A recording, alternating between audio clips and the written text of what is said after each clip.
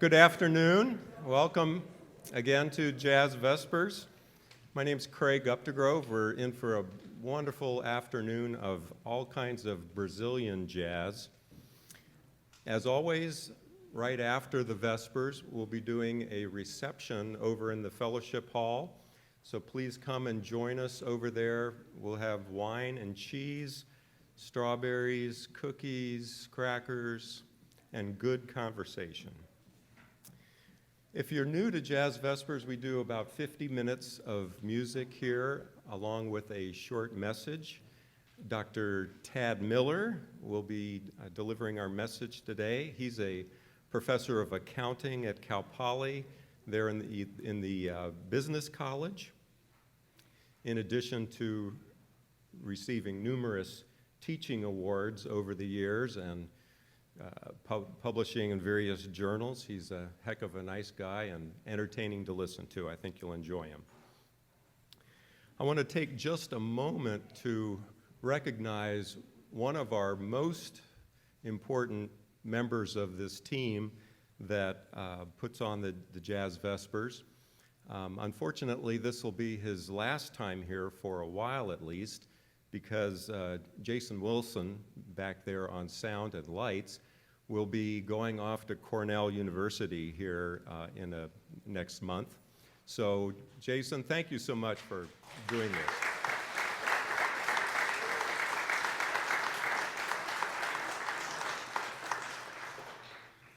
I got to tell you, I'm really excited, relieved, and totally stoked that we have the rest of the 2019 Jazz Vespers schedule already in place. You may want to get your pencil, better yet your pen out to write some of these down to get it on your calendar. You'll notice in your program there is already on August 11th, a wonderful vocalist, Judy Philbin, will be back at Jazz Vespers. And she's going to be here with the Brett Mitchell Trio. Judy always picks a wonderful variety of tunes to sing. So that'll be August 11th. Next up on October 6th, a really special duo.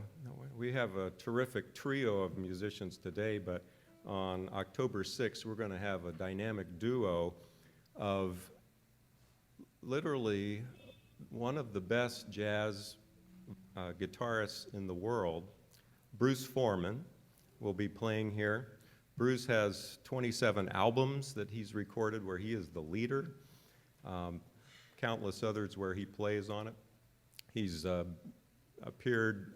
performed at the Monterey Jazz Festival over 20 times. Wonderful player. Bruce will be here in a duo setting with Ron McCarley on various saxophones. So that'll be a real special occasion, October 6th. December 22nd will be our annual Christmas Jazz Vespers, which has been a terrific event the last several years that we've done it. It's allowed us to raise several $1,000s for area charities. For the fourth consecutive year, vocalist Inga Swearingen will be leading that up. And this year, she'll be accompanied by the Marshall Otwell Quartet. So that'll be really sweet and special. And that will be a 7 o'clock show, December 22nd, the last Sunday before Christmas. So hope to see you at all of those coming up for the rest of the year. We do the Jazz Vespers on even-numbered months, so June, August, October, and December. This is all possible with your support, and we really appreciate that very much, your generosity, the donations that you've made at the doors there. It allows us to keep this going and to just keep it getting better and better.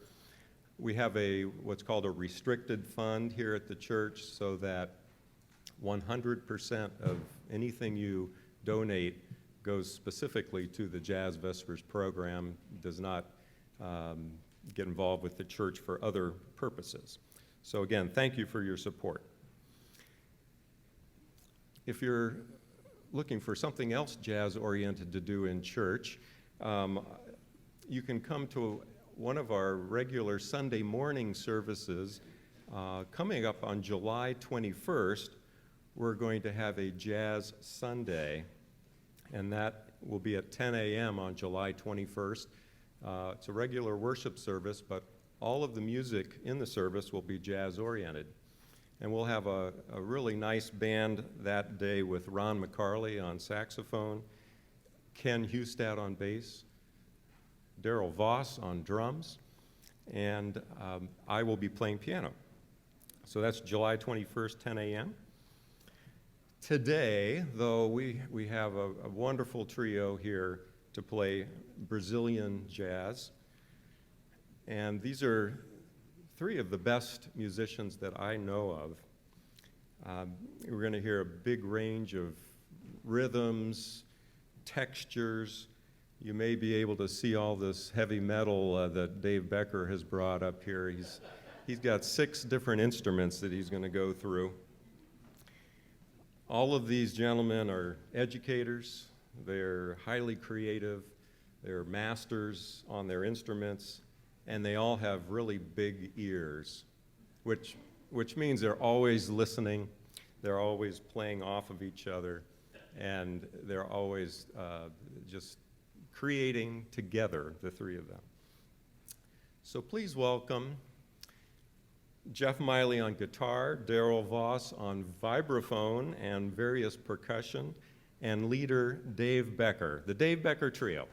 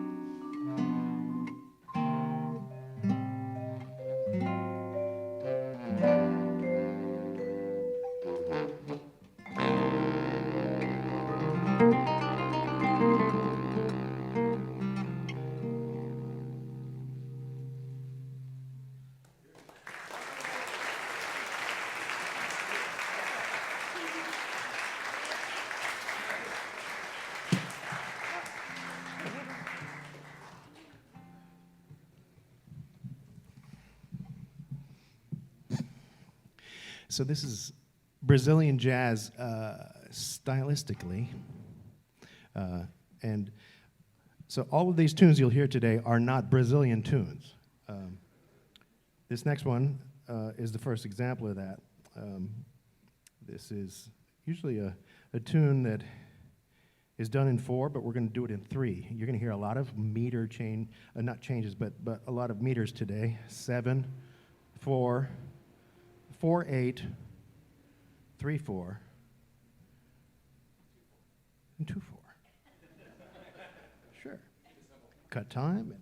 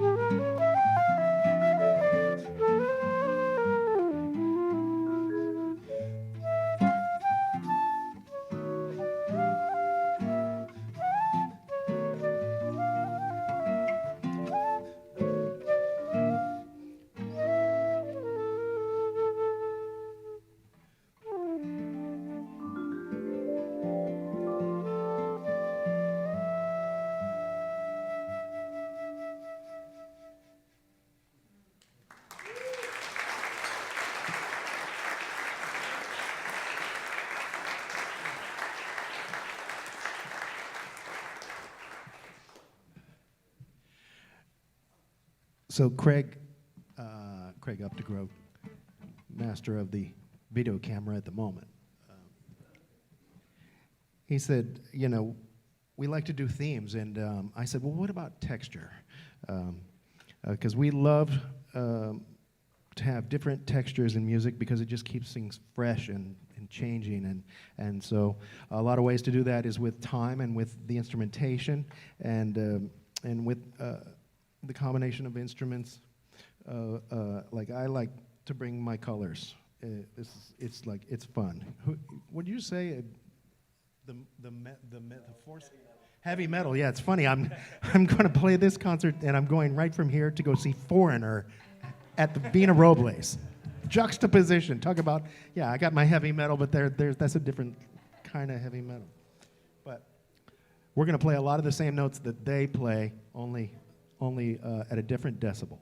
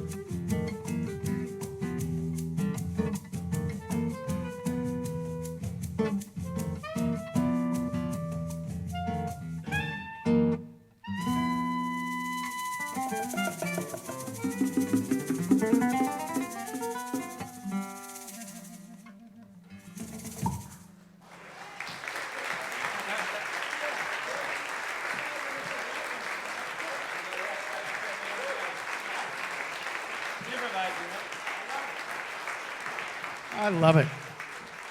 That is the beauty of playing musicians like this, because we had arranged it a totally different way with a different texture, but then there was the... Yeah. Like, yeah, he's sitting there, I'm going, oh, cool, I guess I'm playing this.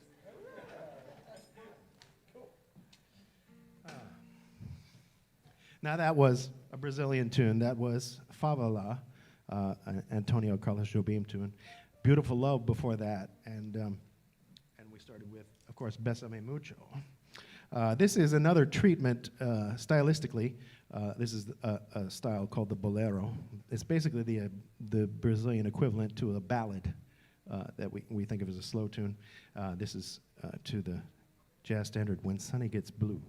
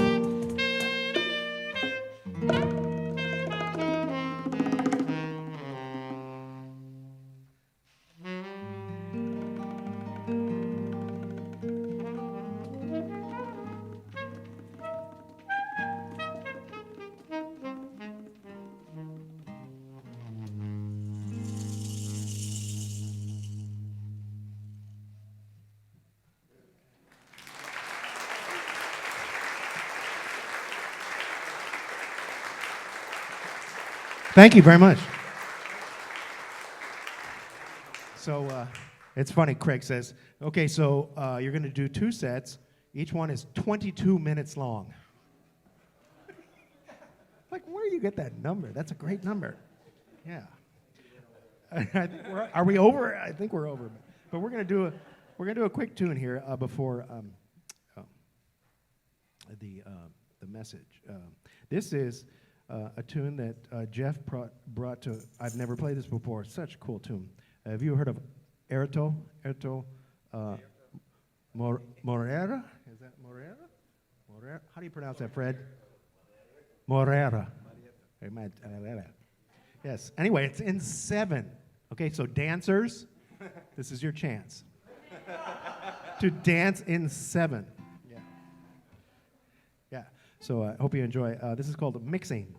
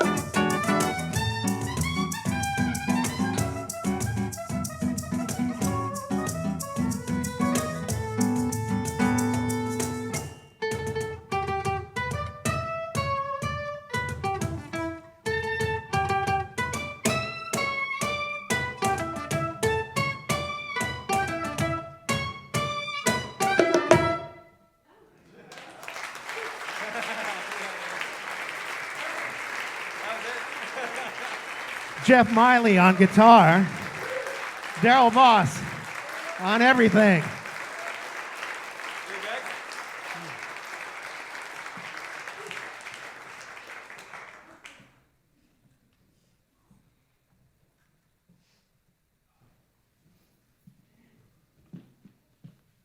Thanks, Craig, for letting me follow that. I don't know how the rest of you feel. I'm just totally in awe of the talent I see here. My name's Tab Miller, and as Craig said, I teach accounting, which basically means I tell young people, put that number in the left column or the right column. We were trying to count how many instruments Daryl was playing at the same time. So I'm intimidated. But thank you for the kind words, Craig. My wife Patty's sitting over here. Could you email that message to her? Good afternoon and welcome to First Presbyterian Church. I attended Jazz Vespers a while back and I enjoyed it immensely. And afterwards I asked Craig if he might feature me in some upcoming event. He asked what instrument I played. I said I don't play an instrument. He asked if I could sing, and then he stuttered and paused, and he says, I've heard you try. I can answer that question. And he looked at me, he says, what can you do? I says, I like to talk. In fact, I like to hear myself talk, and he says, many of us are aware of that, Ted.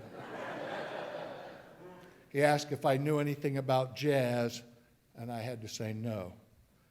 So Craig said, I'll send you a book, The History of Jazz. Well, it wasn't what I expected. Do anybody here remember when books used to come in? You know, he sent me a book. But Craig, I'm inspired. I'm inspired because there was a place in this book where it was talking about Louis Armstrong, and it says he was demonstrating that he could deconstruct the vocal line, depart radically from the melody, and sing far behind the beat. I've heard you say similar things about my singing, so maybe there's hope. Well, Craig knows I'm a lifelong Republican, so I believe he assumed I wouldn't bother to read the book. But I did, and I'm here.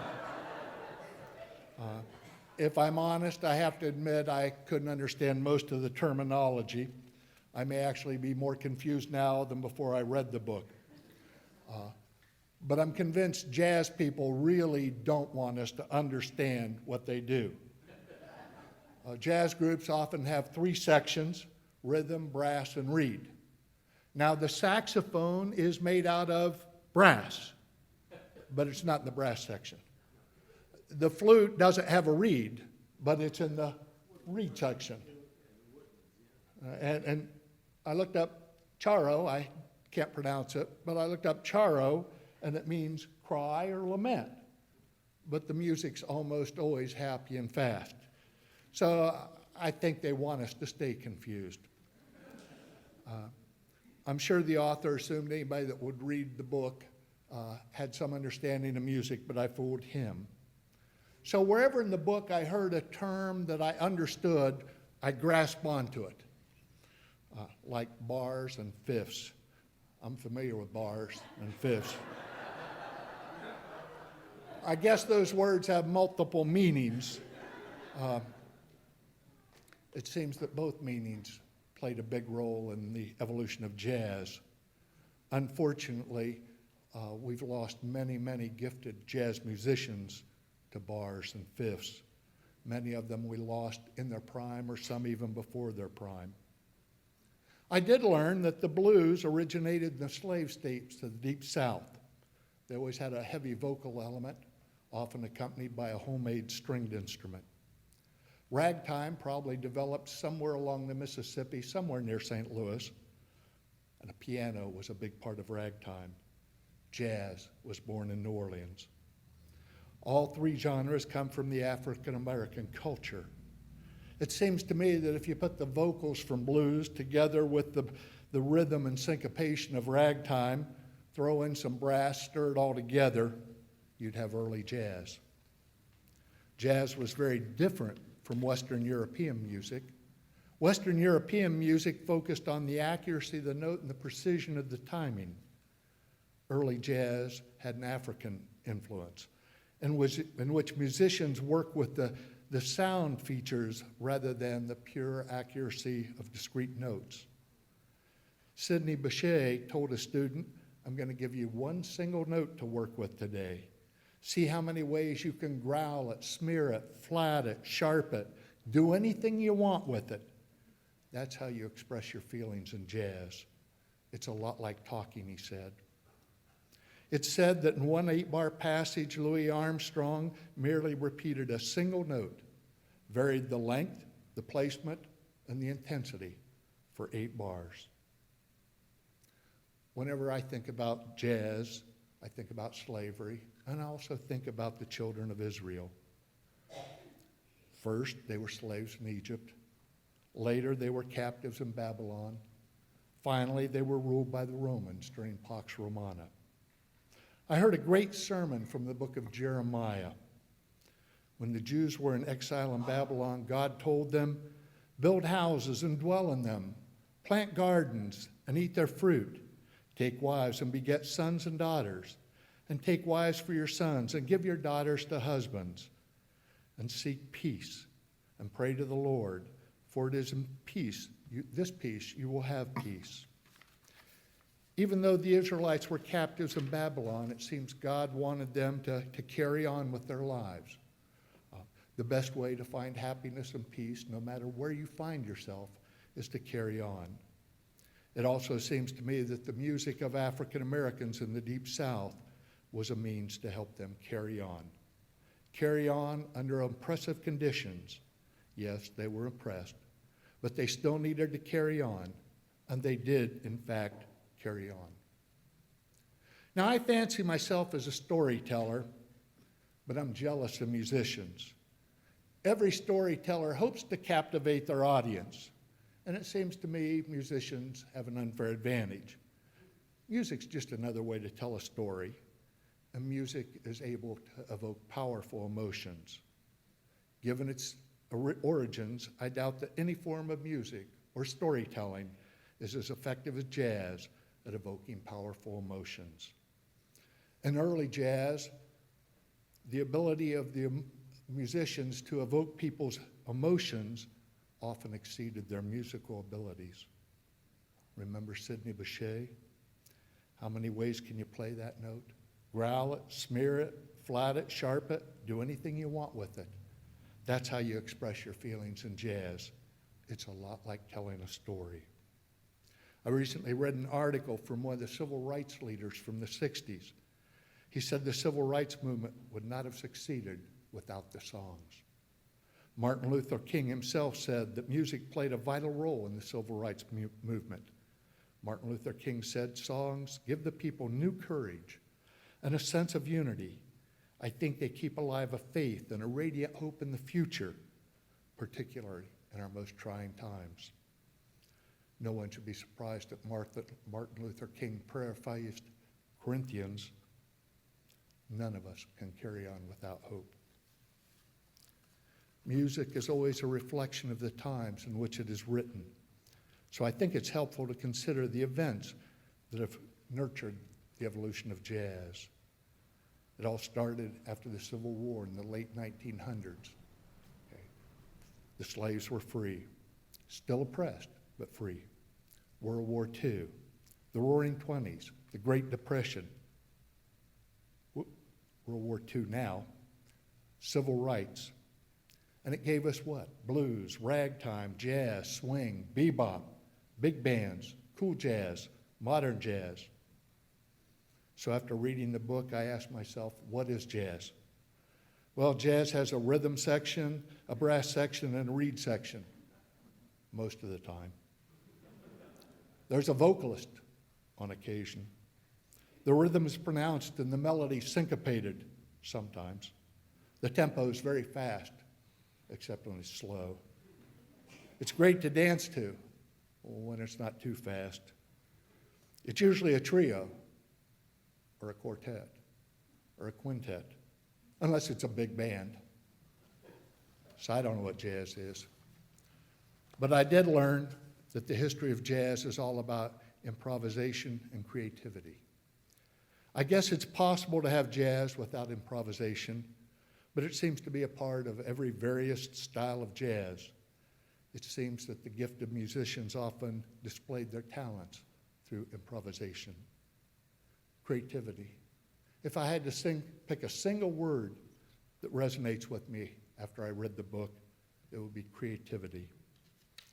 Deidre McCloskey is an economist and a historian. She's a distinguished professor in both fields. She's written extensively that economics cannot explain the modern world. Now, she's very much a capitalist, and she's very much an economist, but she contends that economic models of capitalism can't begin to explain the unbelievable growth, economic growth we've enjoyed in the last 200 years in the Western world. She credits it to creativity and innovation. For various reasons, in the early 1800s, people in Western Europe and North America began to escape the crushing burden of poverty. As they escaped the burden of poverty and were treated with just a little bit of dignity and respect, they began to show unimaginable creativity. It has been the creativity of ordinary people, not of royalty, not of elite, not of the wealthy, but the creativity of ordinary people who have driven the amazing economic growth the Western world has enjoyed over the last 200 years. She says the idea of a society composed entirely of free people, no slaves, gave ordinary people the notion that they could have a go. And boy, go they did. As I reflect on the history of jazz, creativity is the word that comes to mind. Especially in those early years, jazz provided an oppressed people an outlet to celebrate their freedom, and provided an outlet to demonstrate the creativity that's inherent in every one of God's children. Thank you.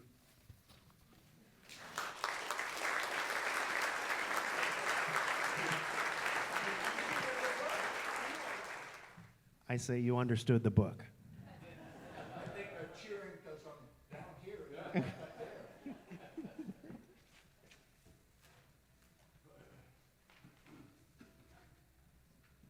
Okay, so who's keeping score? Which horn have I not played yet? See, good. See, they knew that. You knew it. Fred, thank you. You win the whatever. If there was a prize, you win it. This was my first instrument. My second instrument is not here. It is the bagpipes, which, as far as I know, has not made it into the country of Brazil, at least legally.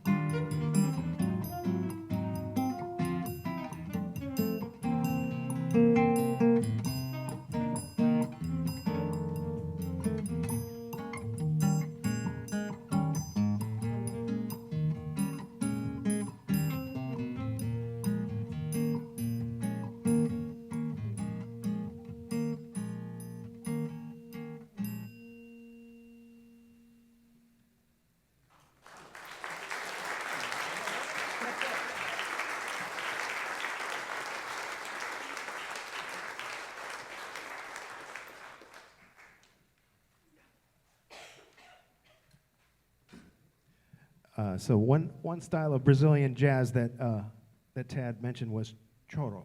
Choro. I don't know if I pronounce it right, but the choro master is in the house. Ron, is like a soft D, like choro. Choro. Oh, here you go. See, yeah. Choro.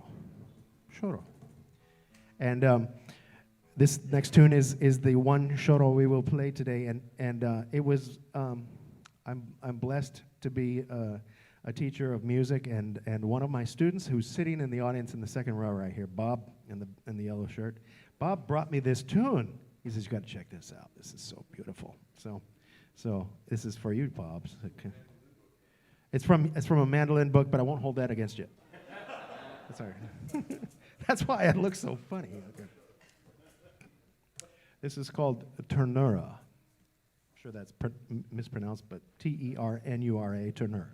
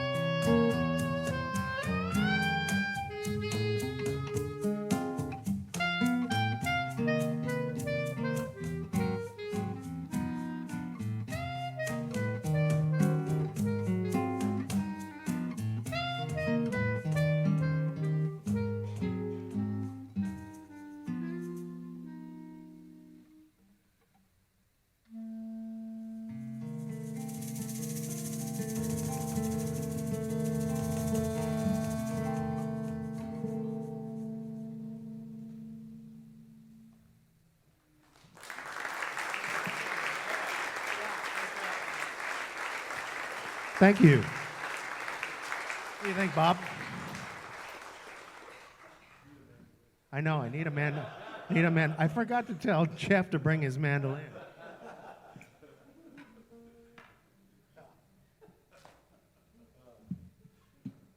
All right, so here's, it's interesting. This is a hybrid. A lot of tunes have kind of take two styles, rhythmic styles, and combine them. This is one of always in the left-hand corner of the music. It describes what the style is. This one is Latin/funk. So pray for us. What's missing up here? I mean, if you think of a typical small jazz combo, what instrument's missing? Bass, yeah. So thank you. I'm hearing it in my head. I know that. Yeah. So we're going to try to pull off the funk without the bass.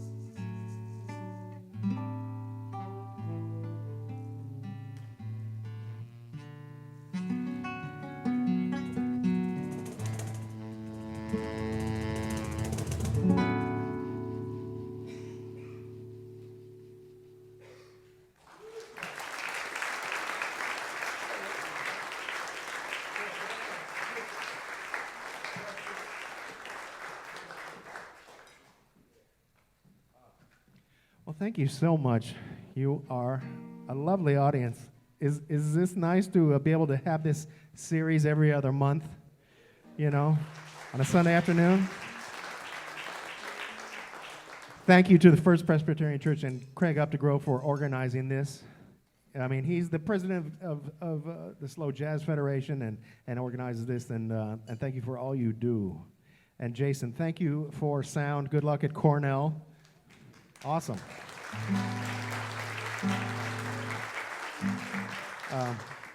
We have one more for you, and we saved the fastest for last.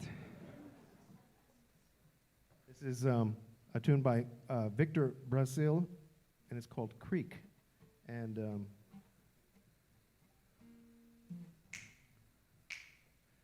that's a whole note. Thank you, Gary. Gary gets that. Gary's like, yes, exactly. So once again, thank you to these fabulous musicians, Daryl Voss.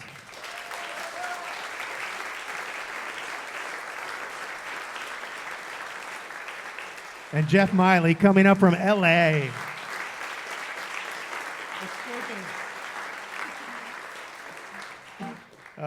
Yes, thank you so much. Dave Becker. Yeah.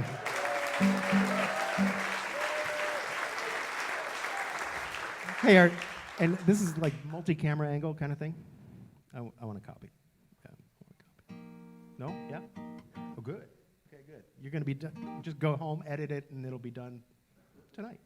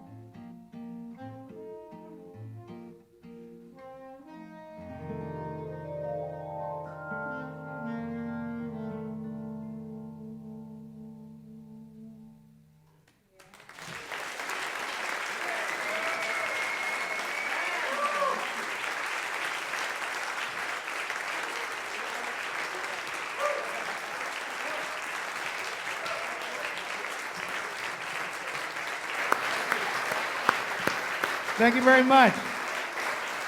Jeff Miley, Cheryl Voss, I'm Dave Becker, and we had so much fun. Thank you for coming. The Dave Becker Trio. All right. Yeah. Thank you so much for coming. Please join us for some refreshments next door, and we will see you in August for Judy Philbin and the Brett Mitchell Trio.